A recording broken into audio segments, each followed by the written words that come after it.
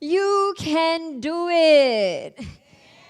You can turn impossible to I am possible. You can, and you can.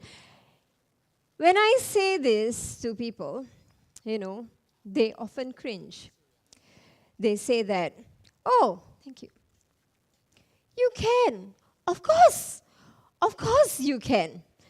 Because, you, regardless of race, language, or religion, you can. Of course you can.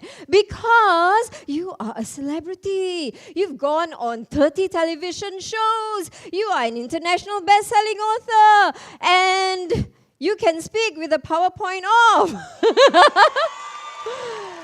So is our amazing Nasira just now. Everyone can. It's so easy, isn't it? Oh, because you've been on the UN stage and you are on the Wall Street Journal and you have spoken at Harvard.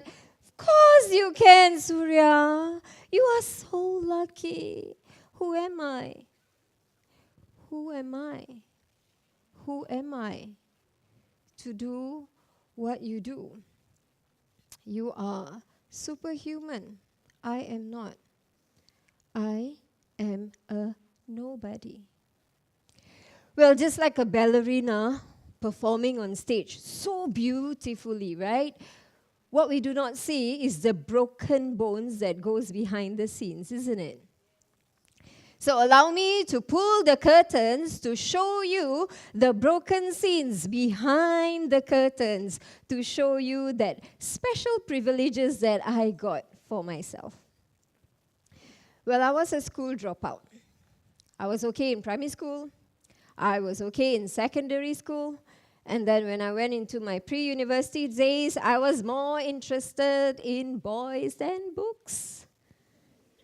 Sounds familiar? My 2 kids are here, so they would know. They're in their teens right now. So, he just got off his O-levels, and I said, no girlfriend before O-levels, Samsha. Today was his last day of his paper. Then now, where are you? Right? Now you can have a girlfriend already, yeah? So, that's a cute one over there. All right. So that was me. That was me. And I was more interested in boys and books. And, it doesn't really help that my relationship with my father wasn't really good. We're staying in the same house, but we don't talk. So he's very authoritative. He said, you do A math and you do accounting. It's very good for you. It's good for your future. Sit for the exams. Well, I did that. I sat for the exams. I did that. I sat for the exams, but I didn't do anything. I wrote my name, index number, and I sat for the exam, but I did not do anything for my accounting paper, for my A math paper, and I got a 0 for both papers. And then got a welcome to the principal's office and a nice VIP exit out of school. So I was kicked out from school.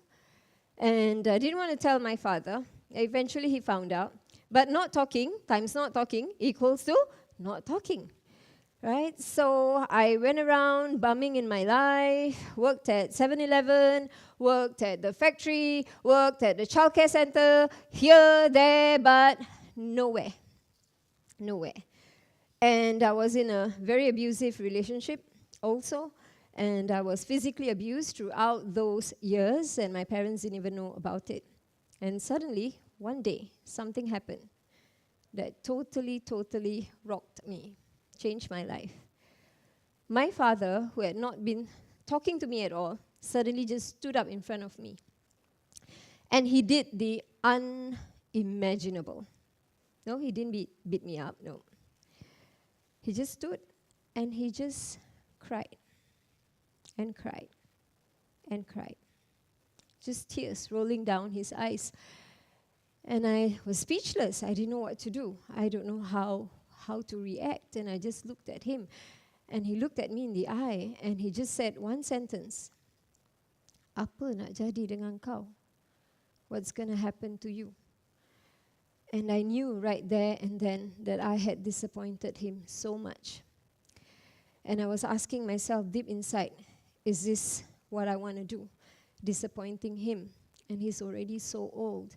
And I made that decision right on that spot that I was going to change my life, that I was going to take my A-levels again as a private student. But I couldn't say all of that to him. I just said it in my heart, and I did it.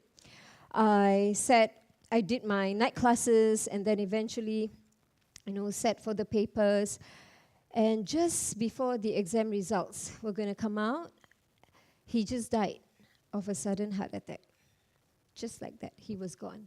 And I remembered just crying in front of his body, just crying and talking to him.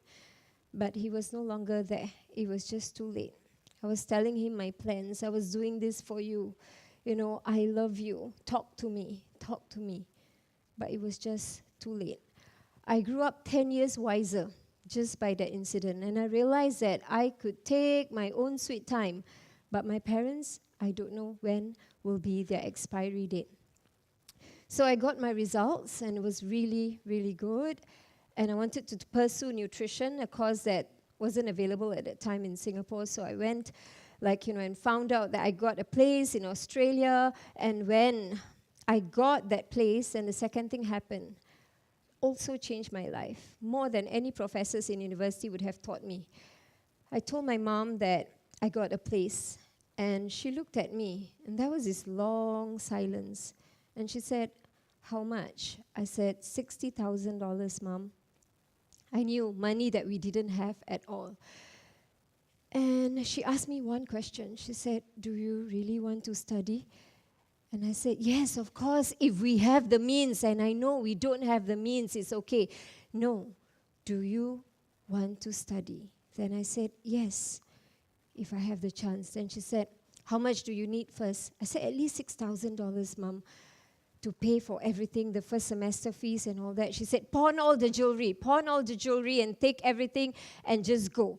And I said, "But how? How am I going to survive month after that?"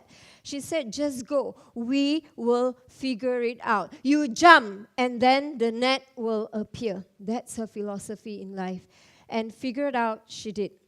So while I was studying, she took up jobs. She is illiterate. She could not read. She could not write. She's never been to school. So she could only do cleaning jobs. So she was working at the airport as a cleaner, cleaning toilets from 12 midnight all the way till 7 o'clock in the morning. And that money wasn't enough. And then it's done. 7, and she'll continue 10 o'clock all the way till 5 at the condo, cleaning also. And that also is not enough. And when she's done, she'll go to the restaurant, very busy restaurant at Bedok. Dinner time crowd, 6 o'clock all the way till 11. Cleaning the tables, picking up the plates, cleaning the tables, picking up the plates all the way till 11. And then 12 midnight to 7 o'clock. And then 10 to 5. And then 6 to 11. 7 days a week, non-stop for 3 years. Not one single day of medical leave. And she was 60 years old when she was doing all of that.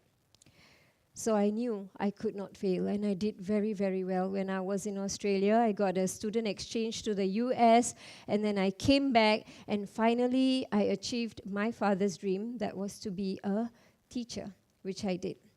So these are the two amazing people in my life. And I went on, taught for 5 years, studied hard, got a good job, and then things happened, got married, have 2 kids, one after another. That's them now. 15 and 16 now. So yeah, it was not easy. Working, teaching, and then having these 2 little, almost like twins. And then I decided, I want to quit. I just want to quit. I want that $3,000 paycheck as a graduate.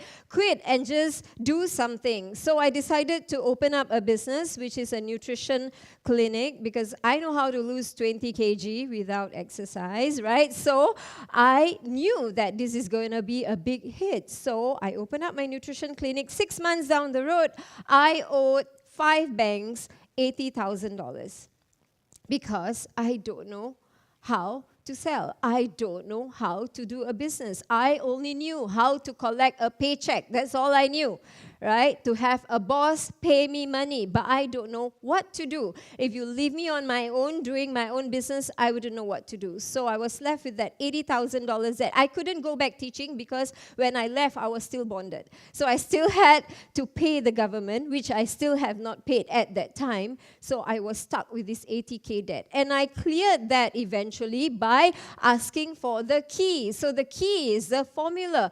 Ask for the key. Always seek knowledge because knowledge empowers you. I know how to lose 20 kg in 3 months, but I don't know how to make $20 in 3 months. So I needed the marketing knowledge, the business knowledge, and I soaked them up like a sponge, and I made it finally. I net about $250,000 in my first business, a second business attempt in the education business, and it was all good and great until I lost everything again.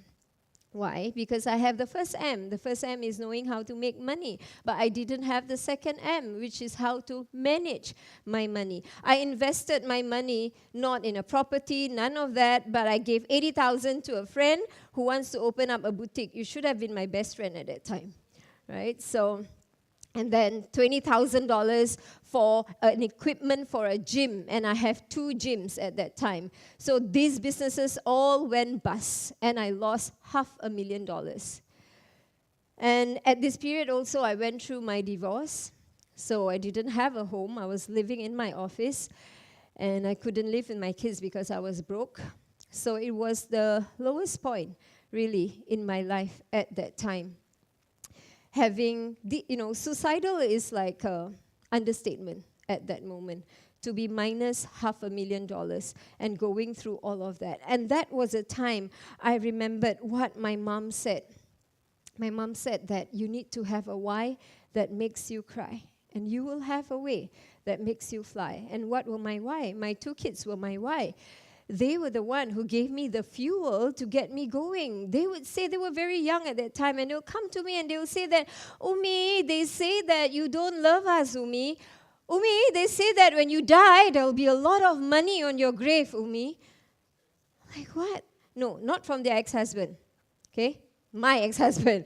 From their father, no. He's a very nice man. But from the people around. You know the people around? We're in the same planet, aren't we? Right? You have such people, don't you? People who push you down when you're even down, right? So that's what happens. So I felt so down, and I said, at the same time, that was my fuel. I said, I'm not going to grow, let them grow up and look at me as this useless, hopeless mother that they said that I was. No way that's going to happen. So what I did was, I had some money left that was supposed to pay the rent that was overdue, and instead of paying the rent, I packed my bags and I went to the US and I took an MBA for a few days. Not that the kind of MBA that you're talking about in the university. No. This is all about marketing, mindset, but a different kind of mindset. I took different mentors who have been bankrupt before and how they rose up. I wanted to know more about how to rise up from people who would teach me. And marketing, new ways of marketing. How do I get clients? I want to learn online marketing, so that's what I did.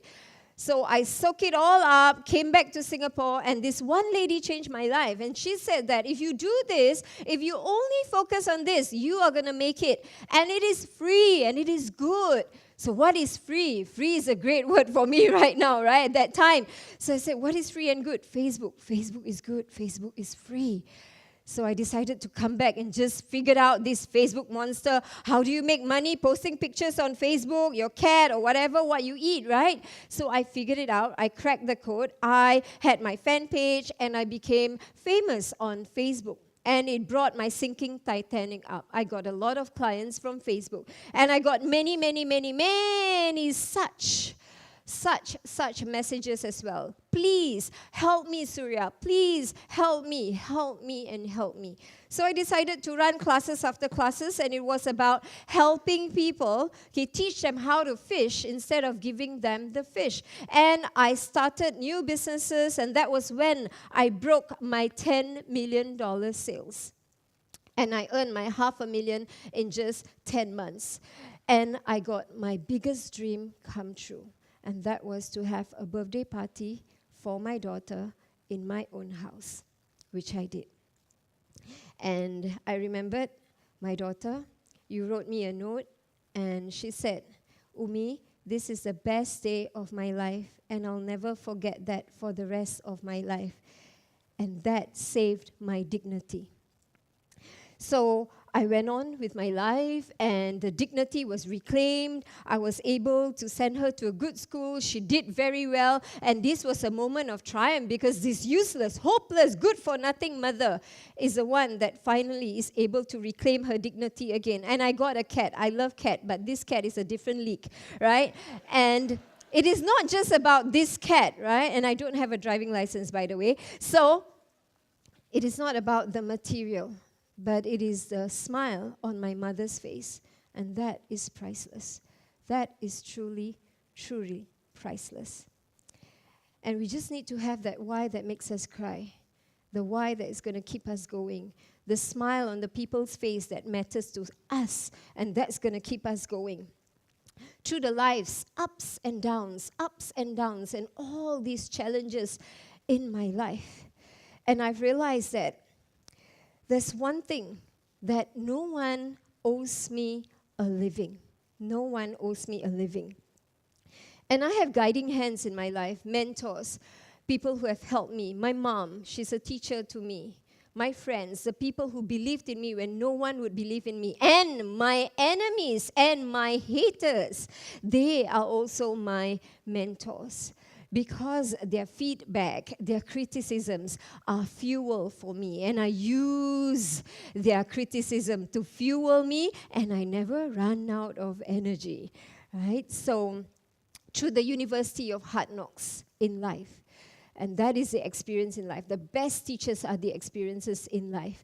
The experiences in life, the ones that has helped me, mold me into what I am, being sexually abused at age 5, and being physically abused through all my teens, have molded me into the woman that I am today, from a so useless, hopeless person that I was, to a woman who now champion for the causes of sexual and physical abuse and adopting charities where I could reach out to them. And this school dropout, who finally made the grade and studied in 3 universities, have taught me that every child is a potential genius. And there's 2 sides to the coin. And the most important coin is a coin that the parents play to nurture the child through positive parenting.